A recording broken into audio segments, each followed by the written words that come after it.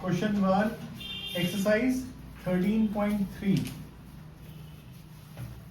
Question number 1 में कह रहा है कि आपके पास एक बैग है जिसमें 5 रेड और 5 ब्लैक बॉल है।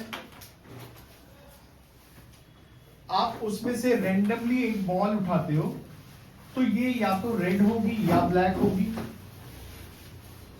अगर ये रेड है तो आप ये वाली बॉल तो वापस उसके अंदर डाल ही रहे हो, साथ में उसी कलर की 2 बॉल्स और डाल रहे हो।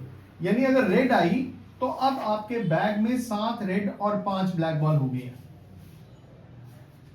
और अगर ब्लैक आई तो आपके पास 5 रेड और 7 ब्लैक बॉल होगी। और अब आपने फिर एक बॉल निकाली है, उस बॉल के क्या होना है, किस चीज की रेड होने की प्रोबेबिलिटी, ब्लैक रेड। अब जब आप बॉल निकाल रहे हो वो रेड है, इसकी प्रोबेबिलिटी बताओ। तो ये क्वेश्चन बेस थ्योरम का नहीं है, ये टोटल प्रोबेबिलिटी का है, क्योंकि आउटकम हमें नोन नहीं है।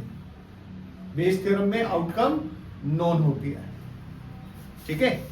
E1 और E2 क्या हो गए? E1 हो गया कि red ball in first draw. E2 हो गया black ball in first draw. A का क्या मतलब है? Red ball in second draw. और आपको इसकी A की प्रोबेबिलिटी फाइंड आउट करनी है। तो दिस इज टोटल प्रोबेबिलिटी। जो बेस थ्योरम का डिनोमिनेटर है वो फाइंड आउट करना है हमें सिर्फ। A बाय E1 का क्या मतलब हुआ? A बाय E1 का मतलब बुक में से नहीं, जो आपने यहां लिखा वहां से मिलेगा। A बाय E1 का मतलब है red in second when red was in first draw. इसका क्या मतलब है?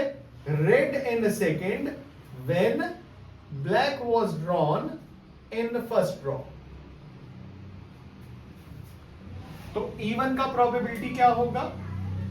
5/10। E2 का प्रोबेबिलिटी क्या होगा? 5/10, क्योंकि 5-5 बॉल थी।